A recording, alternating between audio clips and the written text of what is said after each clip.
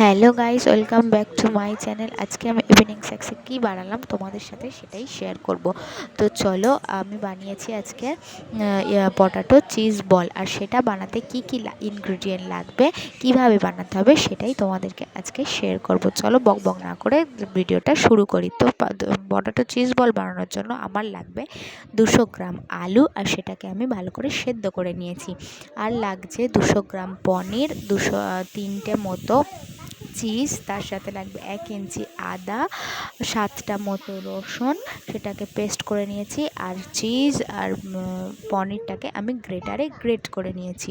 আর তারপরে লাগবে আমার 200 গ্রাম পাউরুটি, সেটাকে আমি ভালো করে সেঁকে নিয়ে তারপরে মিক্সিতে ওটা গুঁড়ো বানিয়ে নিয়েছি। আর যে গ্রেটারটা রেখেছি, সেই গ্রেটারটা যে গ্রেট করে যেটা রেখেছিলাম সেটাকে আমি ওর ভেতর মিশিয়েছি চিলি ফ্লেক্স, সল্ট আর ব্ল্যাক পেপার দিয়ে ওটাকে ভালো করে একটা বলের শেপে করে দেখো সবকটাই আমি কমপ্লিট করে নিয়েছি।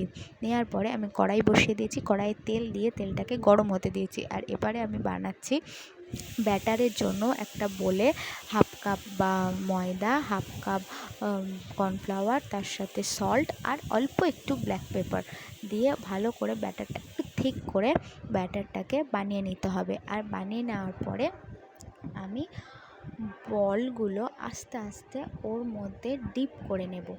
আর ডিপ করে নিয়ে আমি ওই যে পাউরুটির ব্যাটারটা করেছিলাম, সেই পাউরুটির যে গুঁড়োটা করেছিলাম, সেই গুঁড়োটার মধ্যে ভালো করে মিশিয়ে নেব।